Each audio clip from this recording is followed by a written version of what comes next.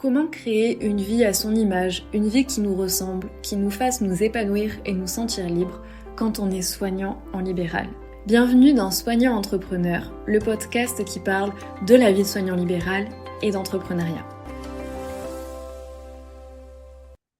Salut et bienvenue dans un nouvel épisode de Soignant Entrepreneur. J'adore les épisodes où je vous parle de vente parce que je sais que c'est un tabou pour beaucoup de monde, ou du moins pas forcément un tabou, mais une crainte, et que beaucoup de soignants et d'entrepreneurs en général, mais encore plus chez les soignants, ont extrêmement peur de vendre. Et en fait, dans cet épisode, j'ai envie de t'expliquer en quoi refuser de vendre, c'est égoïste. Et je me permets de te parler de ça parce que moi-même, au début, j'étais tétanisée par le fait de vendre. J'avais peur de vendre. J'avais l'impression que j'allais passer pour une marchande de tapis et c'était vraiment quelque chose avec lequel j'étais absolument pas à l'aise. Et du coup, cette semaine, j'ai envie de t'expliquer le cheminement qui m'a amené à comprendre en quoi refuser de vendre était égoïste. Avant de commencer, si le podcast te plaît, n'oublie pas de le noter avec 5 étoiles. Si tu es sur YouTube, de t'abonner à la chaîne, de mettre un petit like. Et tu peux aussi le commenter et le partager à un autre soignant entrepreneur qui en a besoin, ou futur entrepreneur d'ailleurs, parce que ce podcast s'adresse à des soignants qui se sont déjà lancés ou alors qui réfléchissent à se lancer dans l'entrepreneuriat et qui n'osent pas passer le pas. Et donc, si la vente est un sujet qui te fait peur, avec lequel tu n'es pas à l'aise, écoute bien l'épisode d'aujourd'hui. Donc, je sais qu'en tant que soignant, on a une vision très péjorative de la vente. On se dit que c'est mal, on se dit que c'est... Limite, je voyais les vendeurs comme des escrocs, que c'était soutirer de l'argent à des gens. Et du coup, on a souvent une vision assez agressive, assez péjorative, assez poussive, limite abusive de la vente, ce qui fait que on a souvent un rejet par rapport à ça. Et d'ailleurs, j'ai fait un épisode entier sur ma peur de vendre a failli faire fermer mon entreprise. De mémoire, je crois que c'est l'épisode 22, dans lequel je te raconte à quel point cette peur-là m'a empêché littéralement de faire décoller mon entreprise pendant des mois et donc a failli me faire tout arrêter. Parce que j'avais peur, voilà, j'avais des blocages. Je me disais, si je propose mes services, que je donne mes tarifs, je vais passer pour une marchande de tapis, ça va apparaître trop, j'ose pas dire que j'ai quelque chose à vendre. Alors qu'en fait, ce qu'il faut bien comprendre, c'est que vendre, c'est servir. Et une des phrases qui a changé ma vie, c'est le jour où j'ai entendu que refuser de vendre par peur du jugement, par peur de ton image, ce n'est que le reflet de ton égoïsme. Parce que si tu as une offre qui peut changer la vie d'autres personnes, que tu sais que ça peut transformer leur vie, eh ben, tu te dois de pouvoir leur proposer. Pour ça, d'ailleurs, je t'invite à aller écouter les épisodes de podcast que j'ai fait sur avoir une offre, apporter de la valeur, parce que c'est vraiment fondamental pour ça d'avoir une offre qui va apporter une véritable transformation et qui que tu sois, quel que soit le milieu d'où tu viens, quelle que soit l'offre que tu as envie de créer, crois-moi, on a tous une zone de génie, des compétences à exploiter et des problématiques qu'on peut résoudre à l'aide de ça. Donc on a tous de la valeur à apporter, on a tous une transformation qu'on peut apporter à quelqu'un. Crois-moi, même si je sais que pour certains c'est un peu difficile à imaginer, mais du coup, du moment que de toute façon tu as la possibilité d'apporter un mieux, d'apporter de la valeur dans la vie des gens, une valeur ajoutée, eh ben tu te dois de le proposer. Si tu as une offre, tu te dois de la vendre. Et il faut comprendre que la vente, c'est pas je te soutire de l'argent pour mon bien-être personnel. Oui, bien évidemment que gagner de l'argent, ça va te permettre d'avoir une meilleure vie, etc. Mais en échange, t'apportes pas rien, t'apportes pas du vent. Quand tu demandes un service à un professionnel qui va t'apporter un bénéfice dans ta vie, c'est normal pour toi de payer. Ben, c'est exactement pareil. Il faut comprendre que une entreprise, elle a un but. Une entreprise, elle a une raison sociale, une raison d'exister. Le but d'une entreprise, c'est de servir, c'est d'apporter une valeur ajoutée dans la société en échange d'argent. Il faut comprendre que, en fait, pour gagner plus d'argent, il faut apporter plus de valeur. Et que donc, en gagnant de l'argent, tu vas apporter de la valeur. Alors, bien évidemment, je te parle de ça si tu as une certaine éthique, une certaine bienveillance, que tu n'arnaques pas les gens, mais ça me paraît une évidence si tu écoutes ce podcast, que tu fais ça en toute bienveillance, bien évidemment. Donc, la raison d'être même d'une entreprise, c'est de servir. Et plus tu vas servir, mieux tu vas servir, plus ton entreprise va prospérer. On parle très souvent d'acquisition client, de marketing, de stratégie business, etc. Et c'est vrai que moi, la première, hein, je plaide coupable dans le contenu, du moins public que je propose, je parle moins de la partie livraison client. Mais le secret, la base, la fondation que trop de gens oublient, c'est que c'est la clé numéro un du succès d'une entreprise, c'est la qualité de la livraison client. Parce que des clients satisfaits, c'est des clients qui vont revenir, c'est des clients qui vont te recommander, qui vont te faire des témoignages qualitatifs, qui vont te permettre de créer de la confiance avec d'autres personnes qui hésiteraient à venir chez toi. Ça va te permettre de faire connaître ton produit comme le meilleur sur le marché, celui qui va apporter le plus de valeur, d'avoir des retours incroyables, que ce soit par le bouche à oreille, par les réseaux sociaux, par si tu as une page Google, Trustpilot, peu importe. Et du coup, qui va faire que petit à petit, comme ça, ton entreprise va croître. Il n'y a pas de secret et des clients pas satisfaits, c'est une entreprise qui prospère pas. Et donc, mieux tu vas servir, plus ton entreprise va prospérer et plus tu auras la satisfaction de te dire, ouais, j'ai apporté de la valeur, je suis pas en train d'arnaquer des gens. Et en fait, la plupart du temps, quand vraiment tu apportes de la valeur aux gens, et les gens, en fait, ils vont pas te dire, ouais, bon, bah, encore heureux, tu m'as pris de l'argent. Non, ils vont juste te dire merci. Moi, mais combien de fois j'ai remercié mes coachs, alors que pourtant, je leur ai versé des dizaines de milliers d'euros pour toutes les formations que j'ai faites avec eux.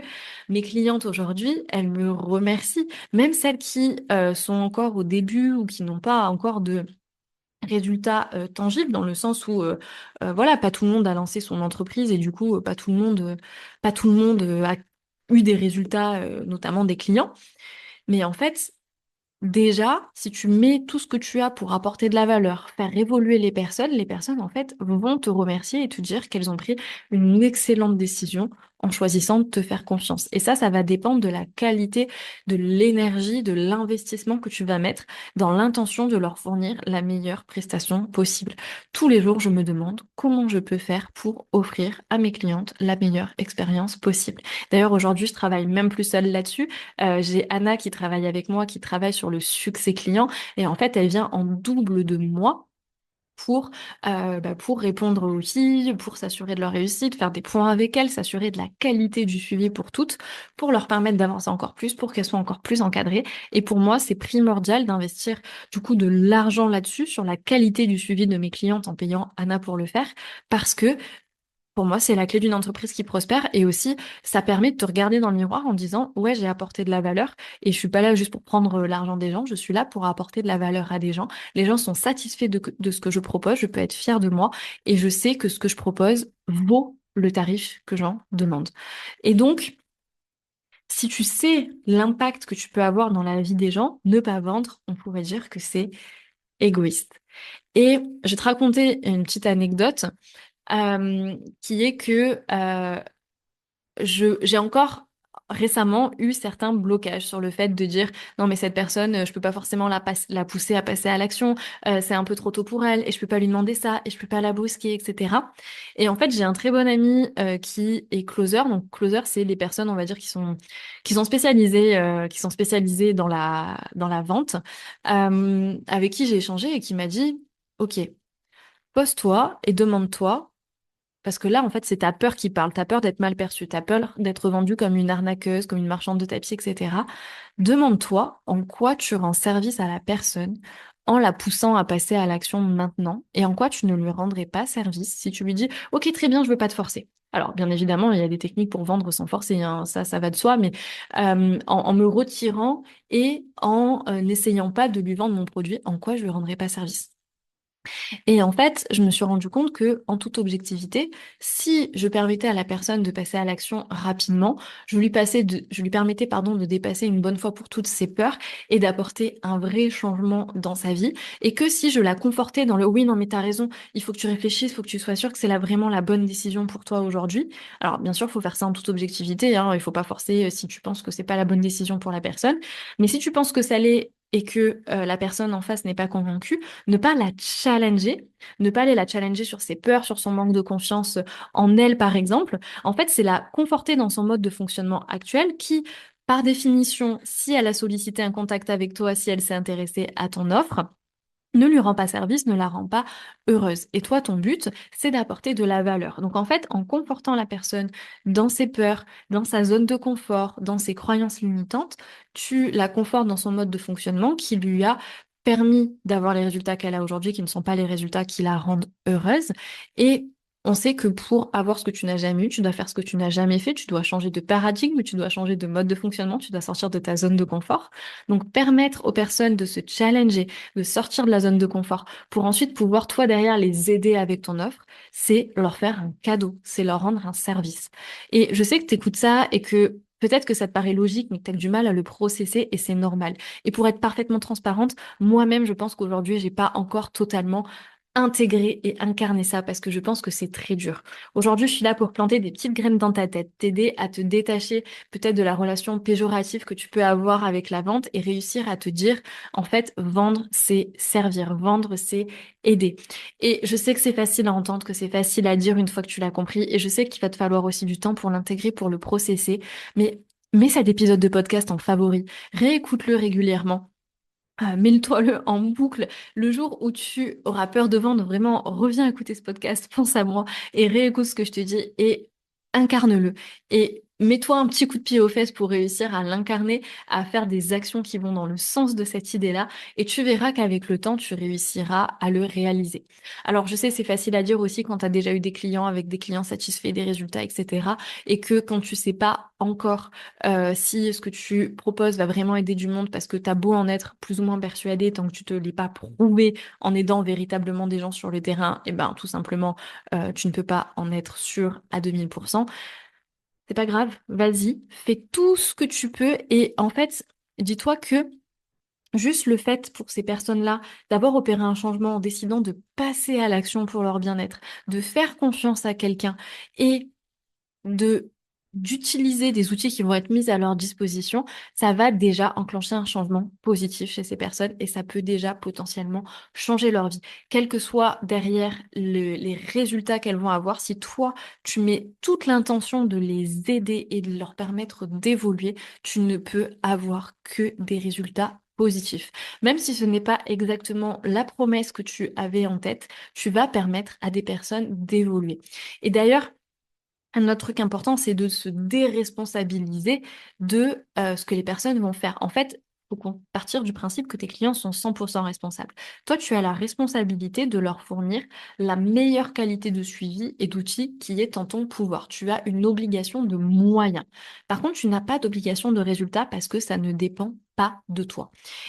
Tu n'es pas responsable de est-ce que les personnes vont faire exactement tout ce que tu leur dis. Est-ce qu'il va y avoir des facteurs extérieurs qui ne dépendent pas de toi. Toi, tu vas proposer des outils que tu sais qui fonctionnent. Ce n'est pas ta responsabilité si ça ne marche pas pour telle ou telle personne parce que la personne ne t'a pas écouté ou parce qu'il y a des facteurs qui ne dépendent pas de ta volonté. Mais si toi, tu mets toute ton intention, toute ton énergie à fournir les meilleurs outils possibles, la meilleure qualité possible, te demander tous les jours comment je peux améliorer mon offre, comment je peux améliorer ma livraison client pour fournir la meilleure expérience possible et que tu mets toute ton énergie là-dedans, tu ne peux qu'engendrer un changement positif chez les personnes qui vont te faire confiance. Donc rappelle-toi bien de cette phrase, vendre, c'est servir. Demande-toi en quoi tu fais un cadeau aux gens euh, via ton offre et en leur ayant permis de te payer pour avoir tes services. Et d'ailleurs, tu pourrais dire, bah oui, bah si je veux vraiment leur faire un cadeau, je le fais gratuitement. Bah non, parce que quelqu'un qui va prendre un service gratuitement, il va pas appliquer. Moi, j'ai déjà donné gratuitement ma formation à des personnes plus ou moins proches de moi en lui disant, bah non, c'est cadeau, vas-y, regarde ma formation, si ça peut t'aider. Et ben les personnes n'ont jamais rien appliqué parce qu'elles n'avaient pas payé pour. Donc, quand tu payes auprès de quelqu'un pour un service, tu t'engages à l'honorer. Il n'y a qu'à voir certains patients qui payent pas pour venir chez l'orthophoniste, chez le kiné ou je ne sais quel praticien, qui sont pas investis dans leur suivi. Heureusement, il y en a qui payent pas et qui sont investis, hein, et puis c'est valable même dans les offres plus ou moins élevées, hein.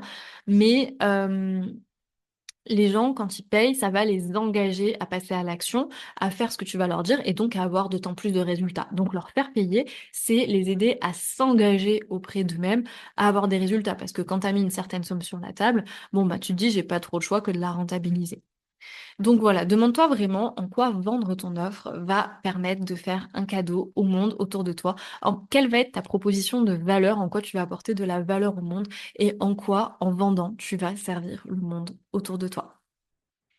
J'espère que cet épisode t'a plu et si aujourd'hui c'est encore un petit peu flou pour toi, le comment tu vas faire pour pouvoir en arriver à ce point où tu vas être capable de vendre ton offre, je propose des appels qui sont 100% gratuits pendant lesquels je t'aide à définir ton objectif à 6 mois, à 1 an et derrière à élaborer ensemble un plan d'action pour te permettre d'atteindre cet objectif-là, étape par étape, comment tu vas faire pour pouvoir créer ta liberté, créer cette activité qui te rend libre et qui te fait kiffer.